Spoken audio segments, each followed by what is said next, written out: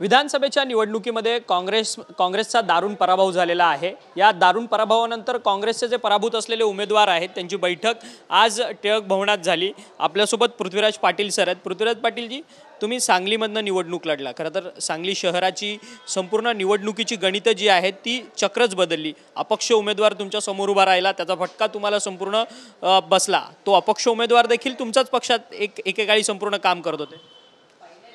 खरं म्हणजे सांगली लोकसभा हे आम्ही एकजुटीनं घेतली होती। अपक्ष उमेदवार यांना निवडून आणून हे काँग्रेसचे विचाराचे होते।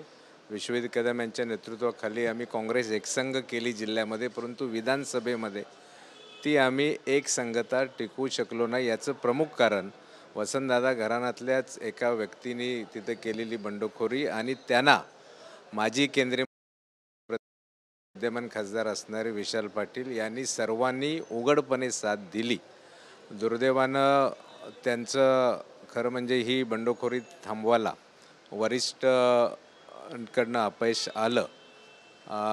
शेवटपर्यंत आम्ही सांगत होतो की ही बंडखोरी ही भाजप पुरस्कृत आहे आणि भाजप पुरस्कृत होती हे सिद्ध झालं, कारण त्यांनी त्यांच्या प्रचारामध्ये कुठेही भाजपच्या उमेदवारांचा पराभव करा किंवा त्यासाठी मी उभे असं म्हटलं नाही। त्यांनी अगदी सांता सभेपर्यंत फक्त पृथ्वीराज पाटील यांच्यावरच वैयक्तिक टीका केली आणि त्यावरून समजून आलं की भाजप पुरस्कृत उमेदवारी होती आणि भाजपनं तिथं मुद्दाम तिरंगी निवडणूक घडवून आणली आणि त्यामुळं त्या ठिकाणी ह्या तिरंगी लढतीमुळं मला विजयापर्यंत पोहोचता आलं नाही। ही वस्तुस्थिती आहे। खरं तर विशाल पाटील या सांगली लोकसभे निवडणुकीमध्ये अपक्ष उभे होते, तुम्ही पाठिंबा दिला। त्यानंतर विश्वजित कदम तुमच्या जिल्ह्याचे नेते आमदार आता झालेत, त्यांनी देखील विशाल पाटलांना निवडून येण्यास खूप मोठी मदत केलेली।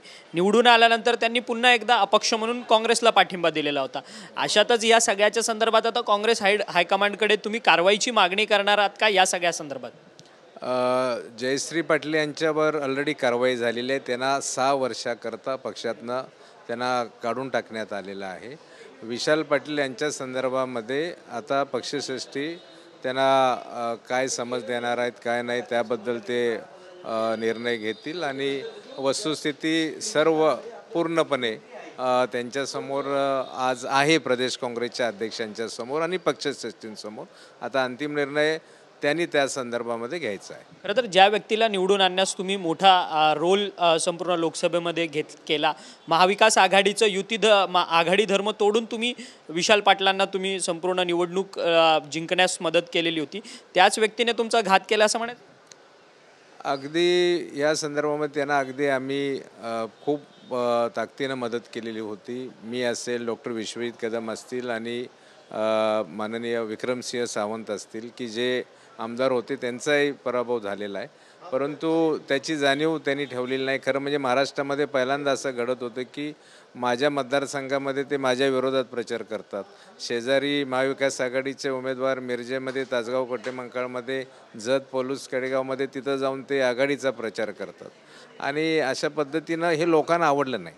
त्याचा परिणाम निश्चितपणे त्यांच्या पुढच्या निवडणुकीवर होणार आहे, कारण ज्या लोकांनी त्यांना मतदान केलं काँग्रेसच्या विचाराचा म्हणून असेल ते सर्वजण नाराज झालेत आणि त्याचा फटका त्यांना। नाना पटोलेंकडे ही खंत व्यक्त केली का तुम्ही आजच्या बैठकीमध्ये? हे सगळे मुद्दे ठेवले का? जयश्री पाटील असतील, विशाल पाटील असतील, यांनी कशा पद्धतीने तुमच्याबरोबर या सगळ्या निवडणुकीमध्ये गेम खेळला? आजच्या बैठकीमध्ये ही सर्व वस्तुस्थिती त्यांच्यासमोर मांडण्यात आलेली आहे। आता त्या संदर्भामध्ये त्यांनी तो निर्णय घ्यायचा आहे। खरं तर सांगलीमधनं अशी काय परिस्थिती उद्भवली की संपूर्ण महाविकास आघाडीचा सुपडा साफ होतोय?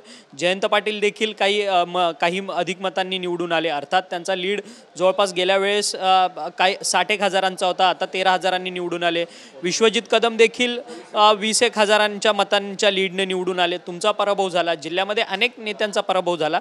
या पराभवाची गणितं काय? खरं म्हणजे हे सर्व अनाकलनीय आहे। मतदान झालेल्या संध्याकाळच्यापर्यंत मला काही डिपार्टमेंटचे फोन आले पोलीस डिपार्टमेंटमधून की तिथं आपण त्या ठिकाणी जिंकतो आहोत म्हणून, सर्वे रिपोर्ट तसे होते आणि असं असताना एकीकडे जयंत पाटील एकतर्फी जिंकणार होते, विश्वजित कदम जिंकणार होते, त्यांचं लीड त्या ठिकाणी कमी झालं आणि हे सर्व अनाकलनीय नक्की आहे। यामध्ये आता EVM आहे, का आणखी काय आहे याच्या संदर्भामध्ये आता सुरू आहे. सर्वोच्च न्यायालयानं जे 5% आम्हाला परवानगी दिलेली आहे तिथं त्या 5% EVMची आणि VVPATची पूर्ण तपासणी करता आम्ही तिथं स्वतः माझ्या मतदारसंघातनं मी दाखल केलेलं आहे. आता बघूया आता रिझल्ट काय येतो.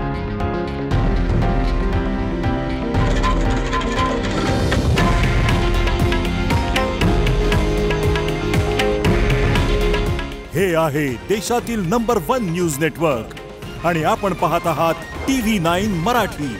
काळजी तुमची, हित महाराष्ट्राचं.